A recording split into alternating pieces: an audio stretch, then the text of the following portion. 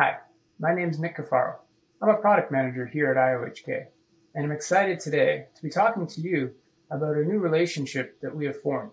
But before I get into that, I want to describe a bit about the problem that we're looking to solve and why we're excited to be announcing this relationship today. What we've seen over the last decade since the Great Financial Crisis is a decrease in foreign direct investment and official aid from advanced economies to lower and middle income countries. Governments of advanced economies have made policy decisions to support local markets. This, combined with a shift towards deglobalization in the last 5 to 10 years, has left lower and middle income countries with a lot less capital flows than they had in the beginning part of the 21st century. These trends have only been exacerbated by the COVID-19 crisis. Support for lower and middle income countries from advanced nations during this time has been lacking.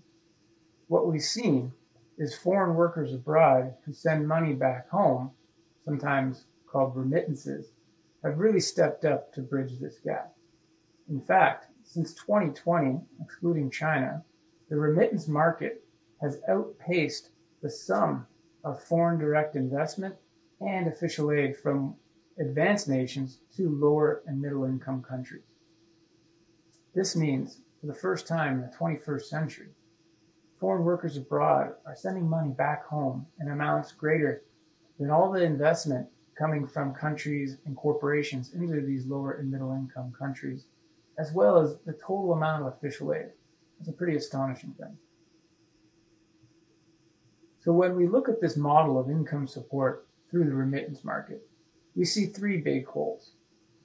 First, the level of distribution of that money coming into the country is not distributed evenly, and so can actually increase inequality within the country. Two, the government is unable to pool all of that capital and put it towards bigger investment projects, something like infrastructure, that might benefit a wider segment of its population. And three, it forces people to leave their homes just to be able to support their families. That's something that none of us really want to have to do. Here at IOHK, we started to ask ourselves, how could we use Cardano to help bridge the gap between the capital pools that exist within the savings of foreign workers abroad and the needs of capital project financing within the home countries that they're trying to send money to? Normally, these types of projects would be financed through sovereign bonds. A country would issue a bond and would use the proceeds that it received from selling that bond to investors in order to finance things like, bridges, dams, infrastructure, the types of projects that allow for other investment to come into the country and for local economies to really take hold. Now, when we look at the bond market, one of the things that we notice right away is the sheer size of it is just striking. Billions and billions of dollars are normally put into play by a strikingly small number of players within the primary market.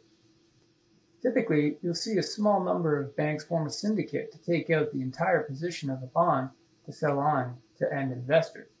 But this means that you need to have hundreds and hundreds of millions of dollars on your balance sheet in order to be able to participate in that primary market.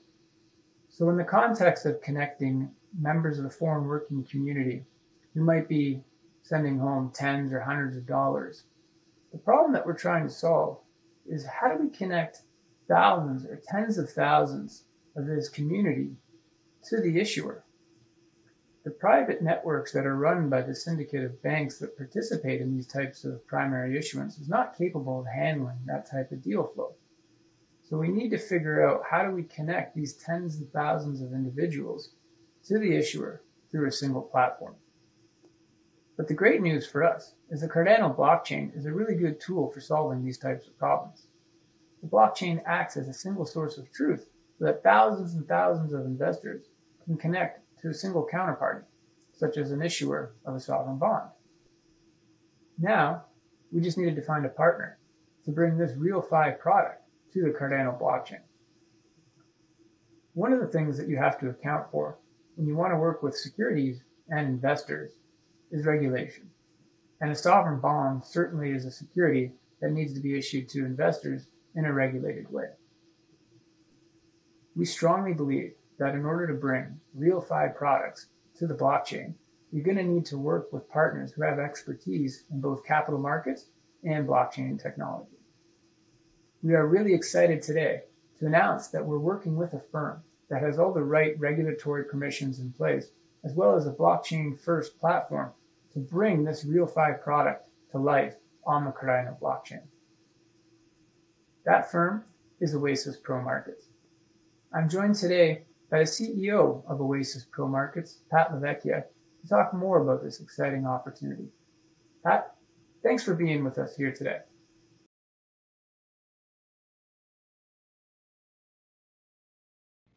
Thank you, Nick, and thank you to IOHK and Cardano for inviting us today. My name is Pat Lavecki. I'm the CEO of Oasis Pro Markets and its holding company, Oasis Pro Inc. We're very much looking forward to a long-term partnership with IOHK and Cardano in regards to providing democratization to the world of financial services to a variety of countries utilizing our best-in-class technology, matching engine, or exchange, dependent upon the country and the regulatory environment.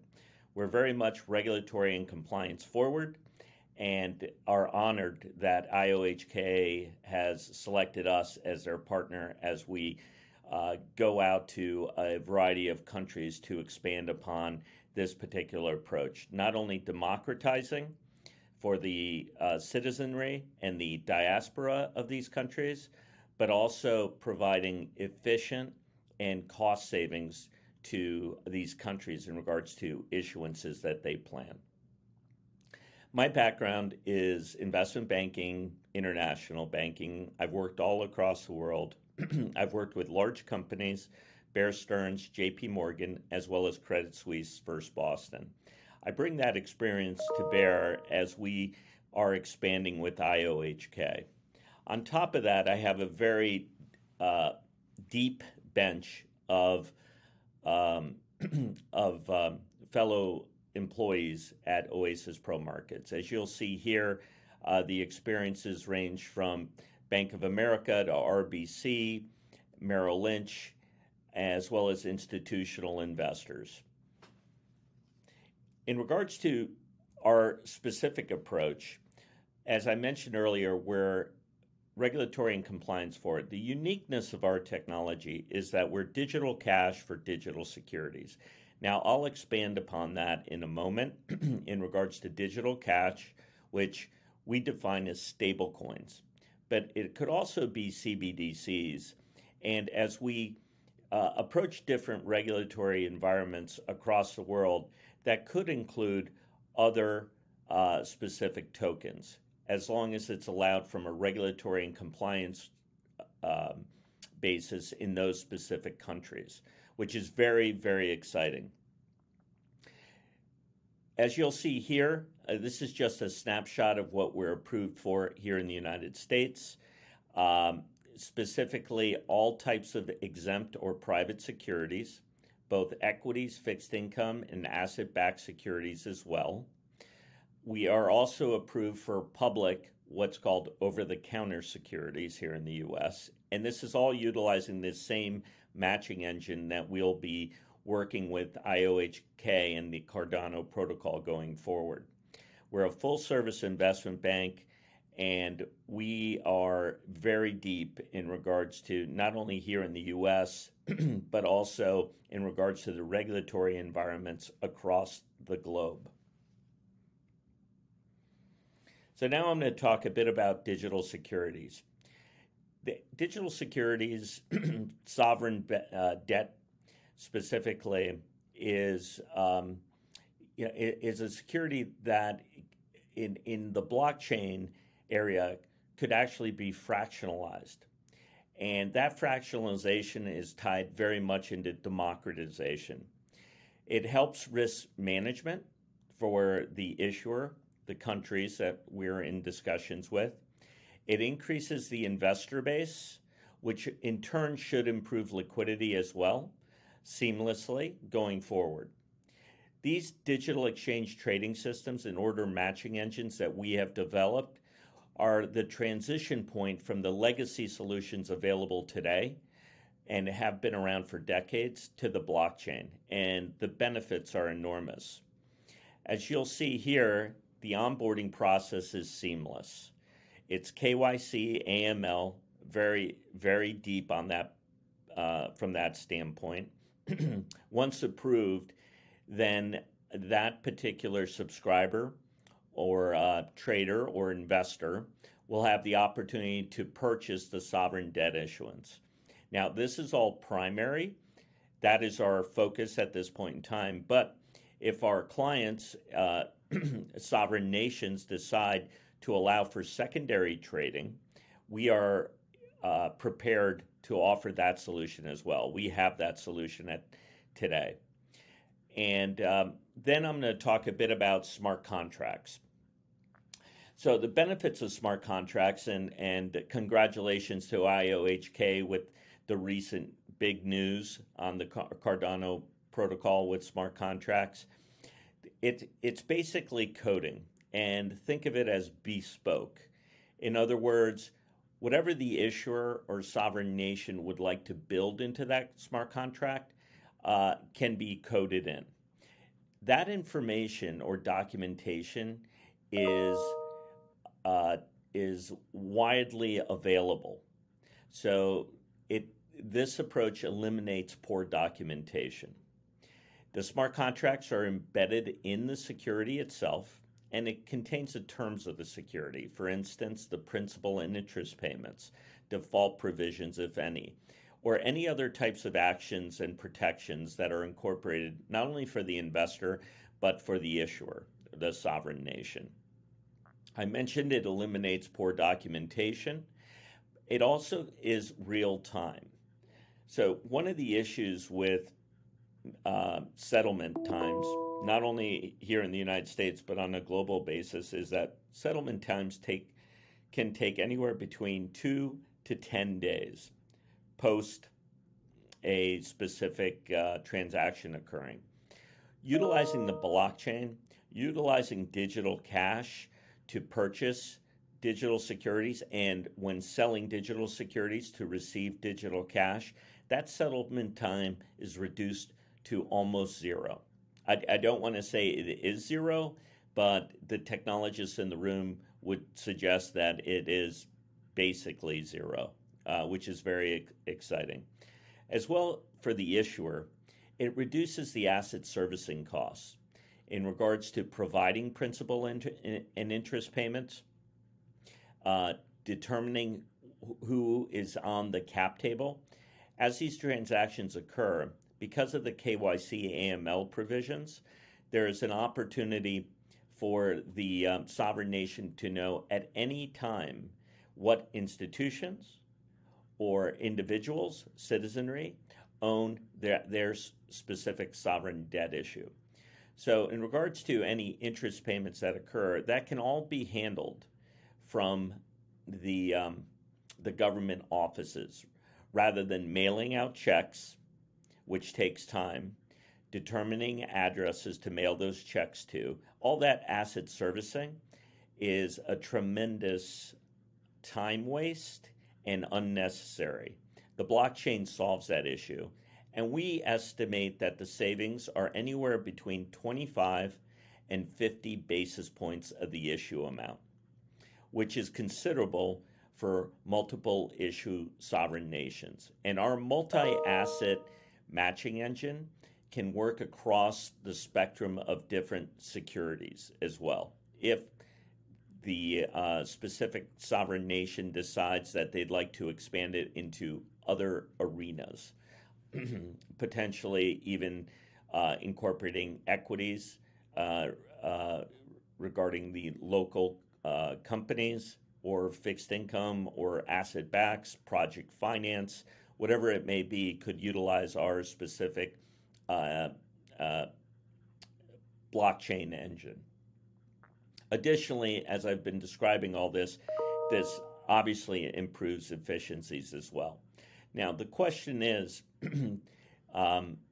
that this technology is available today, and we have it with IOHK ready to launch across the spectrum.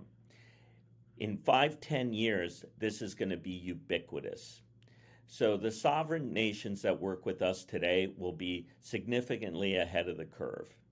And as technology improves, et cetera, they will continue to be ahead of the curve, which, based on some of the discussions we have, is of extreme importance. So digital cash for digital securities. This is just a graph of the approach. Digital securities, sovereign debt issuance, digital cash. Again, today we describe as stable coins, and some stable coins this audience may be familiar with include DAI, USDC, Paxos, Tether, and there's several others as well. Again, outside the U.S. is a very heavy regulatory environment. We operate in it. But outside the U.S., depending upon the regulatory environment for those specific nations that we'll be working with, if they allow digital cash definition to be expanded to include other cryptos, we are certainly able to do that as well, which again we think is very exciting.